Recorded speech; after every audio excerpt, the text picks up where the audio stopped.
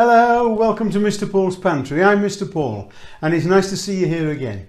If you're new to the channel, a very warm welcome and I hope you enjoy the videos. Today I'm showing you two different items, but both from Lancashire in the north of England.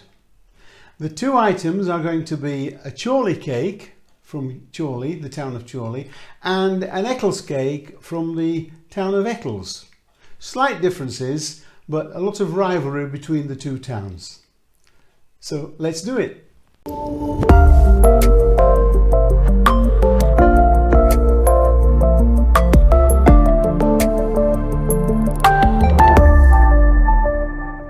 Now I'm going to start off with the ingredients for the Chorley Cake first. We're going to make the pastry first, and the ingredients will be underneath the video, by the way, with all the measurements. Don't worry about trying to remember them at this stage. I'm just going to run through them. Here I've got some plain flour, some salted or unsalted butter, a little sugar, some baking powder, and a drop of milk. And that's for the pastry. And for the filling of the Chorley cake, I'm using sultanas. Now traditionally they should be currants, I think, but I haven't got currants. Trying to buy currants where I live in Spain is worse than winning the lottery. It's a virtually impossibility. So I'm using local sultanas. I have some brown sugar and I have some butter that I have melted, if you can see that. And that's for the filling. Okay? Now the first thing we're going to do is to make the filling for the Chorley cakes. So we've got the butter and the sugar and the fruit. Now, as I explained when I mentioned the ingredients, I'm using sultanas. I can't get currants here. Currants is the usual traditional thing to make this with. I can't get it. In goes the sugar. And finally, the melted butter. Now don't forget, all the ingredients are listed underneath the video with all the amounts and measurements. Now we need to mix this thoroughly.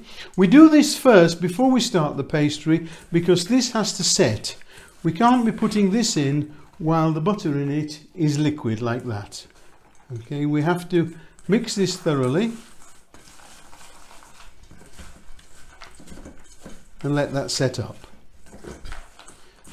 As it's setting, just keep having a glance at it, and if there's anything settled out in the bottom, just make sure everything is coated, all the fruit is coated with the sugar and the butter. Can you see that there? I think you can see it okay. So the first thing we're going to do is to add the flour to the bowl and the baking powder. And I'm going to give those a little mix. You can sieve it together if you want, but it's not really necessary. Flour comes very well sieved these days, and it's just a case of mixing the baking powder into the plain flour. And then we're going to add the butter.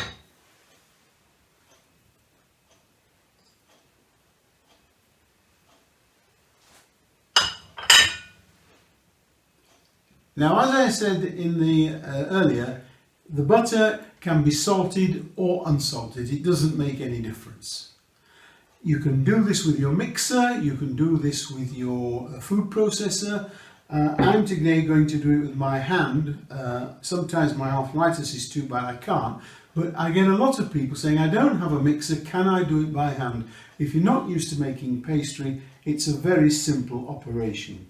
So all we're going to do is we're going to rub this butter, which is at room temperature. Now you see lots and lots of recipes and videos saying the butter must be chilled. Put it in the freezer, grate it, do this, that, the other. That's so not necessary. I've been making pastry for 60 odd years in the bakery, and we never ever chill the butter. For only one thing do we ever do that, and that's when we're making puff pastry. That's essential, we do that. Now rub the fat and the flour between your finger and thumb like this. When you get it mixing into a bit finer, you can actually lift your hands away from the bowl, and this will aerate the mixture as we're doing it. But we're looking for a nice even crumb. The usual term is like breadcrumbs. Sometimes it doesn't look exactly like breadcrumbs, but in actual fact, because this has got quite a lot of butter in the recipe, it will actually look like breadcrumbs when we get it to that stage. This should take you about 4 or 5 minutes to get it to the proper consistency.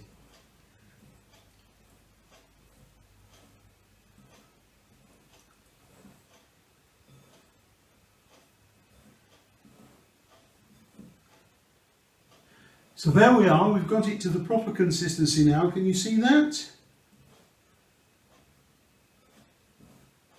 There we are, it's nice, just like breadcrumbs if you can see it. And what we're going to do now is we're going to add the milk. And we do the same thing with our fingers, just keep lifting it up until we get the milk incorporated. We don't want to knead this like a bread dough.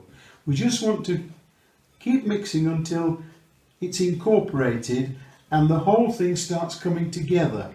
Oops, I've lost a lump, sorry. It starts coming together. You can see that now, it's starting to clump and make a nice pastry. So what we do now is just push it together, get it off my fingers, just push it together and get a nice ball of pastry.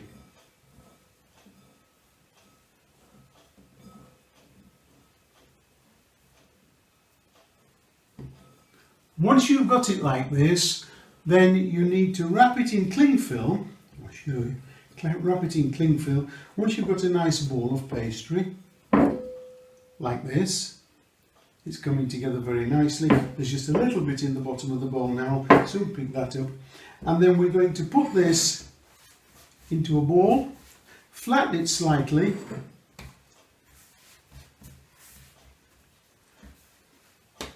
wrap it in cling film and pop it in the fridge for about 30 minutes. This is nothing to do with cooling it. What it's doing, it's relaxing the gluten in the dough that we've started developing, which we don't really want in a pastry. We need to develop the gluten if we're making bread, by all means. That's why we do a lot of kneading and knocking about. But with this, we've pushed it together, we've created a little bit of gluten, but if we put it to rest now, that will relax and it will be nice, short pastry. Now, the pastry's been resting for about 30 minutes. I did explain it was nothing to do with cooling, it was just to let the gluten relax. So we need some flour on here, rolling pin, flour the pin, and we're going to roll out the pastry. And remember what I always say in every one of my videos is let the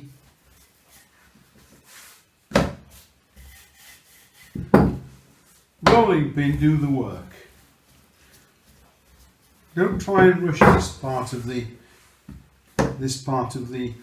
process. Let the rolling pin do the work and keep your pastry on the move so it doesn't stick on your board.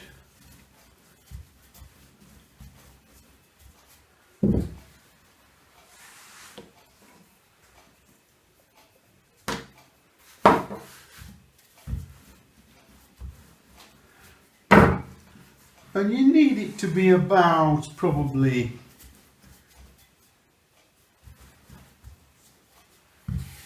1/8 of an inch thick. Something like that. Now I'm going to use this size cutter here. I think it's 4 inches, I'm not sure, 4 inches. But if you haven't got an exact cutter like that, use anything you've got or cut round as small saucer or things. But there we go. And remove your spare pastry. Now when we're using short crust, of course, you can gather that together and re-roll it. Not too many times, but you can re-roll it. Now we're going to fill these with just a small amount of the filling, probably a tablespoonful, something like that. And please don't write in complaining that I'm using my fingers. It's what bakers do in the bakery all the time. Anything that's uncooked, it's quite all right to use your fingers with. It's when you're handling cooked food that's going to be put on the plate and eaten immediately, you need to wear gloves, okay? Now, so we've done that, and we're going to gather the pastry to the middle, and that as well.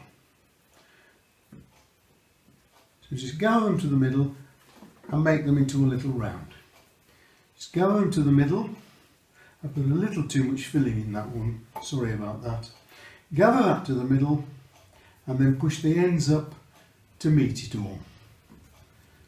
And just make it a little round. Once all those are done, what we're going to do then is I'll show you. We're not going to roll or anything like that. We're going to just put our hands on the surface like that. Got a little too much filling in that one again. Sorry about that.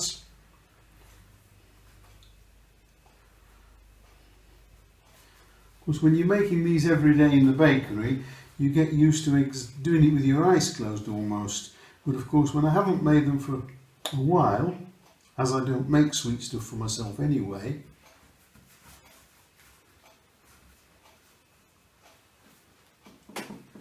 there we go.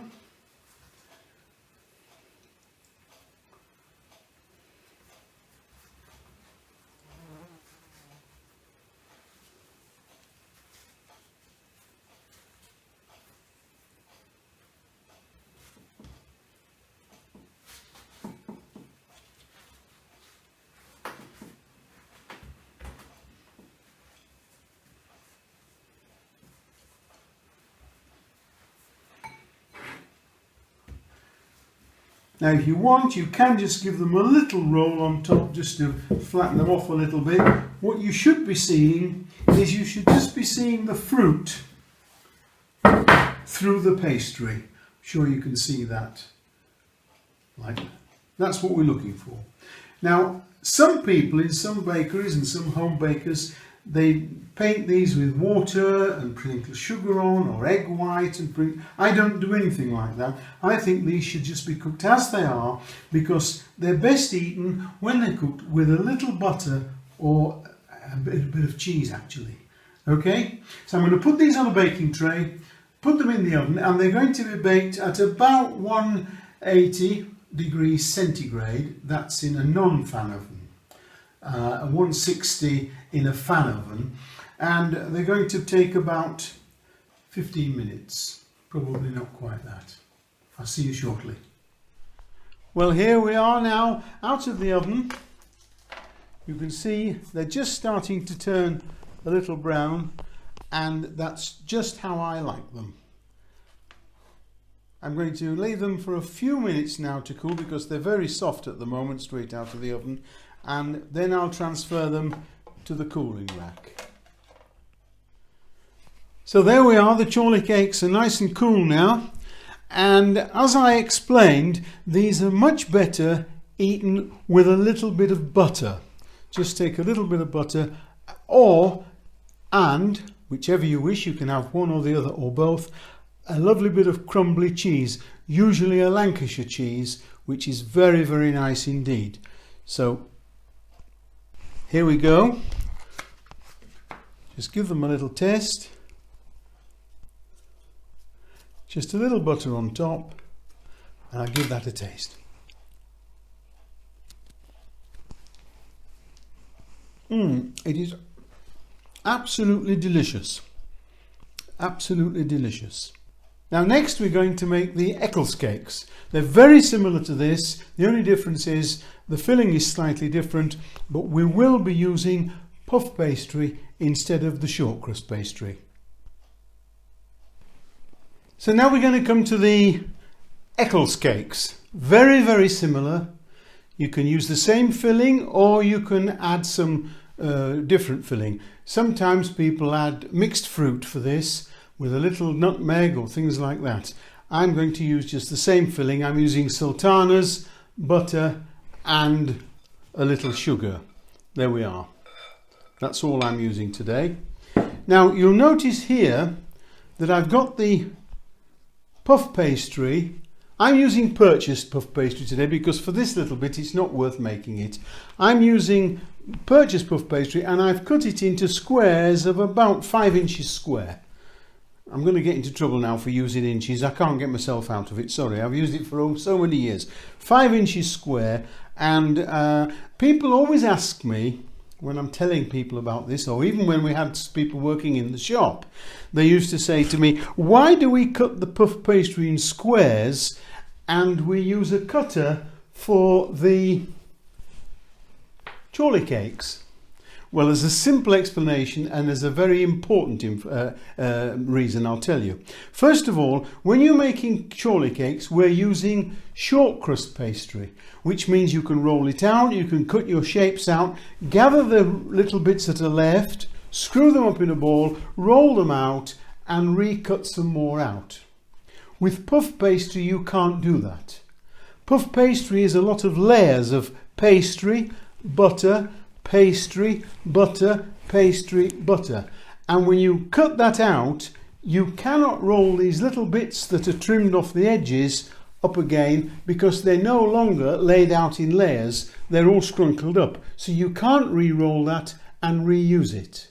That's why you cut it to squares and you just cut it to an absolute minimum when you roll it out so you don't have much waste. Out of all this, I've only got that little bit of waste. I don't know if you can see that here or not. That little bit of waste, that's it. In all that. So off we go. I'm going to use an ice cream scoop for this. And I just use it so that it's a reasonably good measure for each of the Eccles cakes. That's all. A reasonably good measure. Not always, because sometimes they're sticking together with the butter, but never mind. So there we can see we're going to put in the middle of each square. It's about a tablespoonful that I'm putting on. You don't have to have an ice cream scoop. In the bakery we always use something of a measure type thing, because when you're selling things in the shop window, it has to all be the same. And it's got to be the same as the one next to it, and it's got to be the same every day. Otherwise you get people coming and saying, can I have that one at the back please? It looks a bit bigger. Okay, so we're going to take these now and we're going to fold the two corners in and the two corners in there. Then gather these little bits and just fold them up like that. To there, to there, to there and to there, and then those corners into the middle like that. Show you again. 1, 2, 3, 4. Now if you want, you can damp the edges of these a little bit if you want. It's not really necessary because that fold is going to be underneath. So there we go. We'll fold that and that, that and that, and then these four corners go into the middle again. I'll just finish them off quickly. And these are for the Eccles cakes, remember. Now with the puff pastry, unlike the Chorley cakes, we do actually coat these with water. You can use egg white if you want. Some posh bakeries do. Egg white will or water will do. It's only there to stick the sugar on. Okay, so what we're going to do is turn them all over now. Give them a little shape. And instead of using the rolling pin in the bakery, I'll show you what we do. We take them like this, and we just take them one at a time and squash them with our hand like that. We don't do anything else. Just squash them with the flat of our hand. There we are. And then we take a little sharp knife and we do 2 little cuts in the top of each. Don't ask me why. Some bakeries in Lancashire do 3 cuts, some do 2. I only do 2. Now that's going to go on a baking sheet. I'll just get the baking sheet. I'll be back in a second. Right, so these are going to go on the sheet.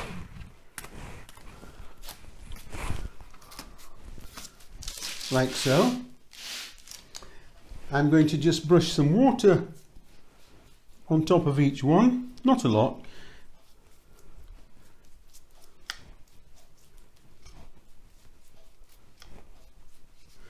And then we're going to take some sugar and we're going to dip each one into the sugar. The water is only there just to stick the sugar on, that's all. Now these are a much sweeter cake than the Chorley cake because that's got no sugar on top. This has got sugar on top and inside, so it's quite a sweet one. Now there we are. They're going to go in the oven now for 20 minutes at 175. Sorry, I beg your pardon, 20 minutes at 190. I'm getting mixed up. 20 minutes at 190. Check them at 18 minutes and see how they're doing. And I'll see you shortly. Here we are then. Eccles cakes straight out of the oven. Very hot. Beautiful, crispy on top, juicy inside, lovely flaky pastry.